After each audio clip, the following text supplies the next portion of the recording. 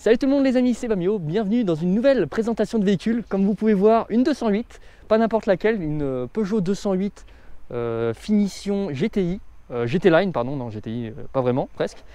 Donc elle a les petits sigles en plus, donc vous avez le petit sigle ici. Vous avez surtout cette calandre incroyable, regardez-moi ça avec ces petits liserés rouges, le signe Peugeot rouge, c'est très joli.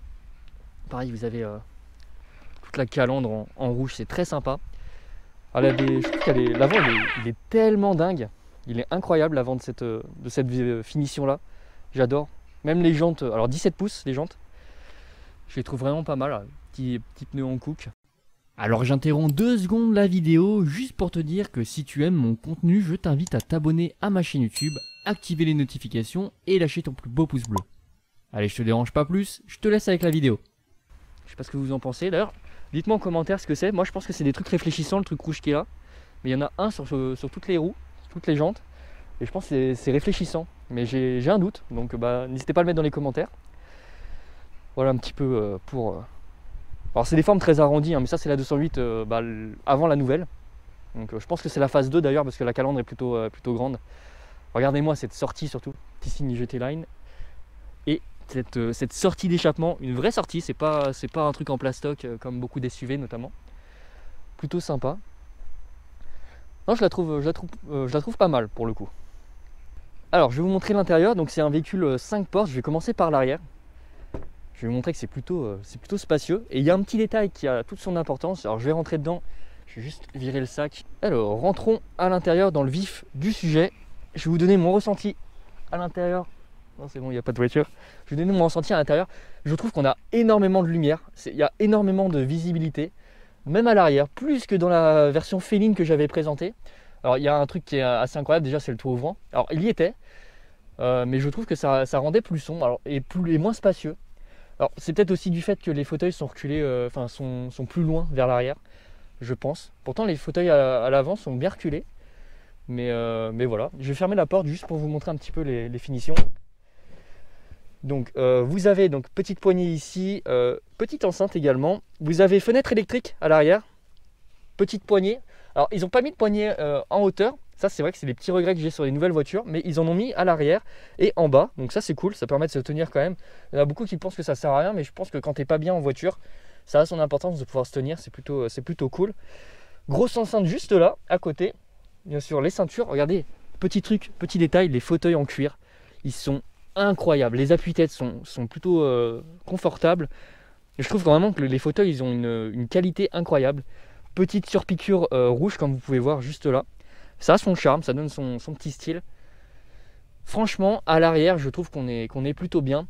Ça j'y reviendrai après pendant la conduite, mais je trouve que la plage arrière est un peu petite. Ça c'est je pense qu'on a tendance à moins voir justement quand on regarde dans le rétro. Mais voilà, franchement, à l'arrière, on est plutôt bien. Quand on a ça, franchement, tout est bon, j'ai envie de dire. Alors, je vais vous montrer l'intérieur. D'ailleurs, petite option, on a quand même les rétros qui sont rétractables quand on ferme la voiture. Voilà, ça a ton petit style, c'est cool. Et ça se trouve, bien sûr, quand on le remet. Alors, je vais vous montrer l'intérieur. Voilà. Alors, tac, je vais vous donner tout mon petit ressenti sur l'avant. Comme vous pouvez voir, donc pareil, les mêmes poignées, le même système. On a un petit truc rouge ici, c'est plutôt sympa. Je pensais que c'était allumé moi au début. On m'a dit que non, au final c'était pas une lumière, c'était vraiment juste rouge. Mais c'est bien foutu parce qu'on a vraiment l'impression que c'est une LED à l'intérieur. Fenêtre électrique, rétro électrique, ça c'est classique j'ai envie de dire maintenant. Alors je vais vous montrer le plafonnier pendant que j'y pense. Donc on a bien sûr les petites lumières qu'on peut allumer. Bon là le contact n'est pas mis donc forcément. Et on a surtout l'assistance Peugeot. C'est-à-dire que si on a un problème avec la voiture, on est en panne, etc. On peut directement appuyer sur ce bouton, ça envoie un signal, ça envoie un appel en fait directement avec votre position, etc. Donc c'est plutôt cool. Pareil, regardez moi ce petit volant. Alors les volants Peugeot, je les adore. Surtout là, il a une finition un peu sport. Donc il a bien sûr le petit méplat très sympa. Et surtout les volants Peugeot, et je reviendrai un petit peu après, les volants Peugeot j'aime bien parce qu'ils sont minuscules en fait, ils sont tout petits et ça j'adore. Alors il y en a beaucoup qui n'aiment pas, mais moi j'aime bien. Et on a aussi des petites piqûres rouges ici, bien sûr les surpiqûres ici, et je l'aime bien. Alors il n'y a pas trop de boutons en plus, c'est assez sobre, je kiffe beaucoup. Donc le véhicule il a bien sûr la clim de base, Bizone, donc vous pouvez régler deux zones différentes, c'est plutôt sympa. Il y en a beaucoup qui font ça aujourd'hui, donc c'est cool. Boîte à gants juste là, je vais pas l'ouvrir parce qu'il y a peut-être des papiers, vu que la voiture n'est pas à moi, il y a peut-être des papiers que la personne ne veut pas que je montre. Les compteurs, bien sûr, toujours pareil. Voilà, bien sûr, boîte automatique 6 rapports EAT6, donc c'est la même que la 308 que je vous avais montré en décembre. Petit bouton sport pour être haut dans les tours. Et puis voilà, le mode parking, reculé, neutre, le drive, et on a aussi un mode manuel qu'on passe avec le levier, il n'y a pas de palette au volant. Voilà, je vous montre un petit peu aussi les pédales. Donc 2 pédales, bien sûr, c'est une automatique. Le pied gauche, on s'en sert pas. Et moi, vous allez voir que j'ai un petit réflexe, c'est de toujours vouloir débrayer, mais ça parce que je conduis que des manuels quasiment. Donc voilà, vous avez les 2 pédales, donc frein et accélérateur. On a une petite prise USB, une prise jack, une prise 12 volts et un porte-gobelet. Porte-gobelet, gros défaut que j'ai trouvé par contre, c'est qu'il y a ça qui va gêner. C'est-à-dire que vous ne mettez pas de gobelet en fait finalement ici. Ça ne rentre pas. Alors les petits gobelets oui, mais ils sont mal maintenus je pense. Enfin, c'est pas très profond. Après j'ai pas pu tester, mais c'est un ressenti que j'ai et je pense que c'est le cas. Ça peut gêner. Ils auraient peut-être dû les mettre par ici ou un truc comme ça, les porte-gobelets. Là on a un petit rangement, je vous montre. Alors on peut ranger une banane toujours, hein. On range toujours des bananes. C'est pratique, c'est pas très grand, oui, un téléphone, voilà, ça marche très bien. Le frein à main, alors gros défaut, regardez le frein à main, si je veux le défaire, bah, je suis obligé et que j'ai l'accoudoir, bah, c'est un peu embêtant, c'est un peu complexe, je suis obligé de me casser le poignet. Quand il n'y a pas l'accoudoir, c'est très bien, mais là c'est vrai que ça peut avoir tendance à gêner. Alors je vais vous montrer le coffre, c'est parti. Donc coffre de 285 litres au minimum, c'est grand, c'est bien pour la catégorie. Sans déconner, c'est plutôt pas mal. Là vous mettez quelques valises sans problème, sans hésiter. Il peut atteindre de 1076 litres. Alors je pense que c'est en rabattant les fauteuils s'ils sont rabattables. Donc voilà, en rabattant les fauteuils vous pouvez atteindre 1076 litres, c'est pas mal. Donc voilà, vous pouvez accéder au feu directement à l'électronique de la voiture. Mais il n'y a rien de plus à dire en particulier sur le coffre. Je vous ai pas parlé du réservoir, mais réservoir de 50 litres. Donc c'est pas mal, c'est dans la moyenne on va dire. C'est ni plus ni moins, c'est plus que dans la Fabia, c'est plus que dans la Ford. Et c'est plus que dans la Twingo bien sûr, bien plus. Regardez-moi cette belle lumière en plus, ça c'est la lumière divine comme on l'appelle. Bon, ce qui est con c'est que je suis dans le mauvais sens, mais bon, c'est pas grave. Donc moteur de 110 chevaux, 1,2 litre, donc boîte 6 rapports comme je vous ai dit, EAT6 automatique. Ça fait l'affaire, ça avance bien, ça a 205 Nm de couple. Donc autant dire que ça va avancer, voilà, ça va vous... Ouais, 205 Nm de couple à 1500 tours minute, c'est assez bas. Et 110 chevaux à 5500 tours minute. Donc ça pousse bien. 6 chevaux fiscaux bien sûr, attention aux assurances, c'est un petit peu plus cher mais bon, j'en parle un petit peu après et c'est pas non plus incroyable. Donc le moteur il a une suralimentation, c'est un turbo. Ça atteint 188 km/h maximum, incroyable. Bien sûr en Allemagne, bien sûr un clin d'œil. 0 à 100 en moins de 10 secondes, 9,9. Bah écoutez, cool. Donc voilà, le bloc moteur, rien d'incroyable, mais ça fait l'affaire, c'est bien organisé et c'est fiable a priori. Donc réservoir de 50 litres comme je l'ai dit, c'est une moyenne de 6,1 litres au 100. Ça va, c'est pas mal, c'est correct. Et en extra urbain c'est encore mieux, c'est 4 litres 1. Alors après ça c'est les données constructeurs, donc il ne faut jamais vraiment s'y fier. Personne ne conduit en écologie, même en voulant le faire le maximum, je pense que personne n'atteint cette moyenne là. Mais quand même, donc c'est pas négligeable, c'est pas un véhicule qui va vous consommer des milliards de litres d'essence. Après ça dépend aussi comment vous conduisez, mais voilà, donc plutôt cool. Il y a du PQ. Pourquoi il y a du PQ? Bon, voilà, c'était le tour extérieur et intérieur de la voiture. Maintenant on va s'attarder à la conduite. Bon bah c'est parti pour l'essai routier. Tac, il s'est mis à pleuvoir, donc timing est pas dingue. Alors, j'ai voulu débrayer, je me suis fait niquer, bien sûr, comme d'hab. Hop! Et c'est parti. C'est partite, comme diraient les gens. Petit clignotant. Donc je connais un petit peu de toute façon la conduite des 208 parce que bah, mes parents en ont une. Par contre, il y a un truc qui me fait toujours bizarre, c'est les boîtes automatiques parce que ça démarre tout seul. En fait, ça trouve le point de patinage tout seul et c'est vrai que quand t'as pas l'habitude, bah, tu sais, tu cherches toujours à débrayer et tout, c'est un peu spécial. Oh, essuie-glace automatique. On va laisser un petit peu chauffer le moteur, je vais pas accélérer tout de suite. Mais je vais vous donner un petit peu mes impressions à chaud. J'ai pas conduit beaucoup pour l'instant, j'ai conduit que 2 km avec, donc ça va être vraiment des impressions à chaud. Putain, j'ai oublié de retirer mon masque, bon c'est pas grave, ça fera stylé. Alors première petite sensation, c'est vrai que le volant est très ferme. Bah, c'est un peu durci, c'est vrai que c'est marrant. Bon, c'est vrai que du coup on a une meilleure prise en main. Mais c'est comme s'il n'y avait pas de direction assistée un petit peu, je trouve. C'est un petit détail, mais c'est vrai que ça peut avoir son importance. En tout cas, ça se prend bien en main, ça se conduit super bien. On a une bonne visibilité aussi, je trouve, au niveau de l'habitacle. Surtout le toit ouvrant, ça aide beaucoup parce que ça donne de la lumière, donc on se sent moins étouffé, je trouve. Donc là, on va aller faire un petit tour sur l'autoroute, voir un petit peu l'accélération, on va voir ce que le 110 chevaux a sous le capot, si on peut dire. Il y a une petite différence avec les compteurs, je sais pas, comparé à celle que j'ai pu tester la dernière fois.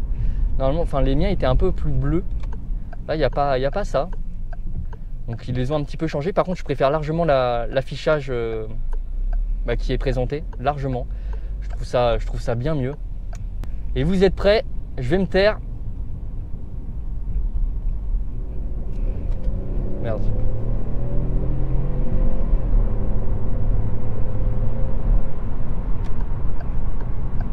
Ah bah c'est pas mal hein.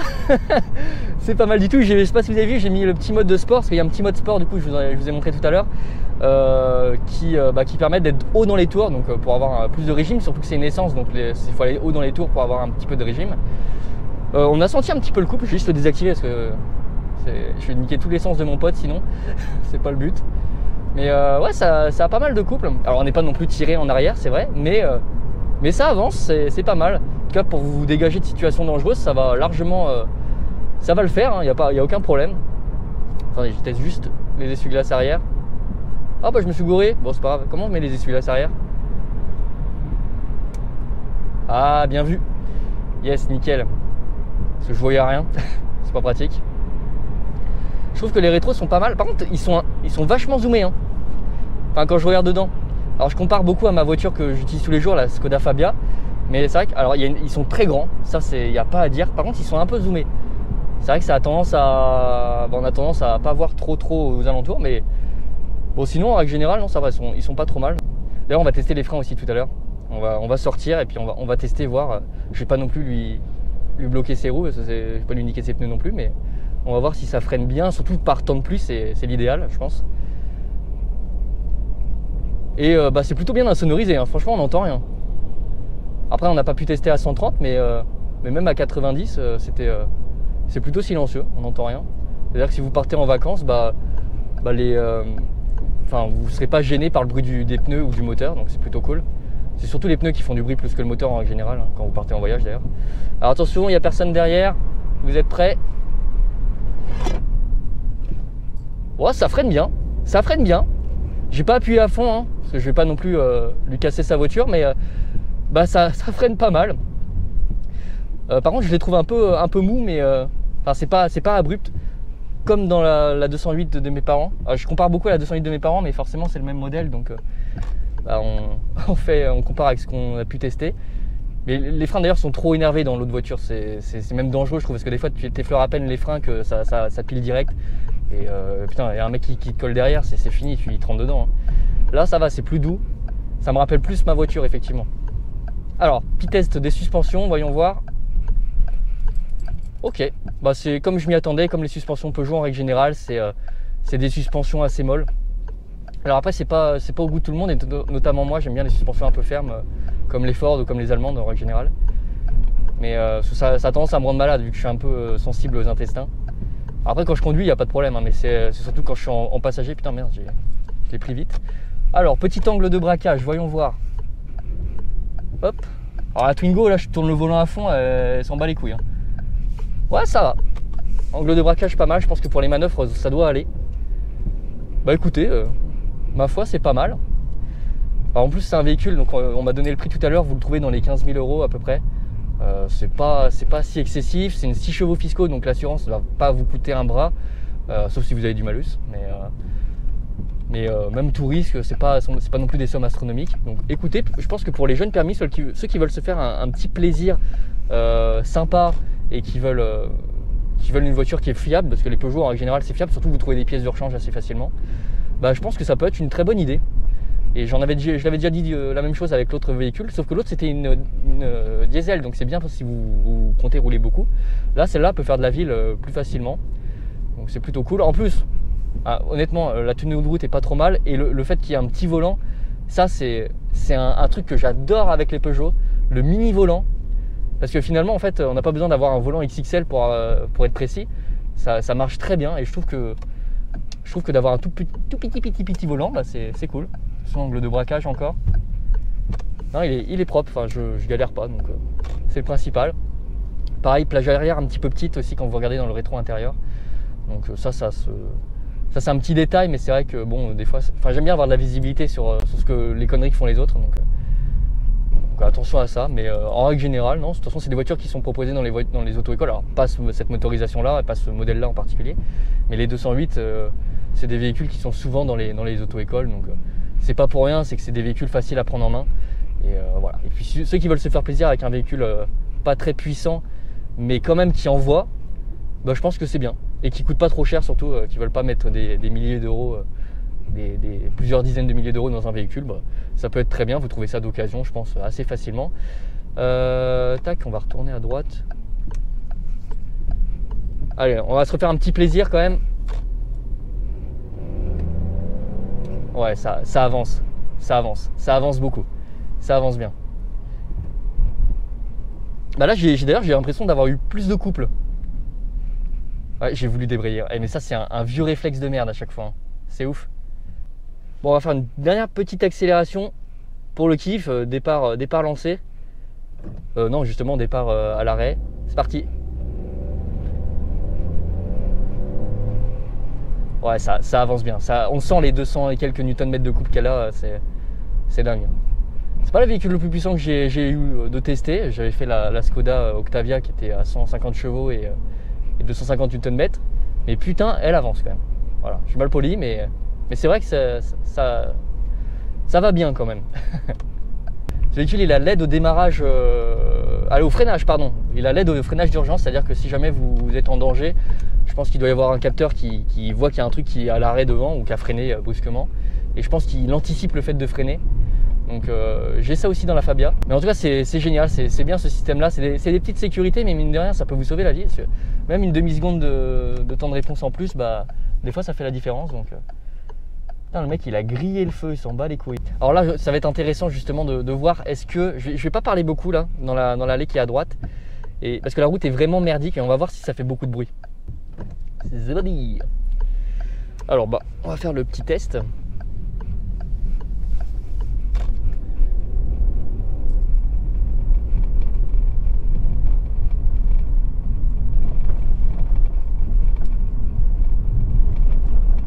Ouais, bon, je sais pas si vous avez réussi à entendre parce qu'avec le micro-cravate, il capte pas trop tout ce qui est bruit ambiant, mais ce que j'ai pu ressentir, c'est que bah, effectivement, la route est vraiment merdique et je pense qu'avec tous les véhicules, ça fait du bruit. Ça, il n'y a pas à chier. Mais oui, effectivement, on entend bien la route, on ressent la route surtout. Mais bon, là, elle est vraiment merdique, donc c'est pas étonnant. Merci, monsieur.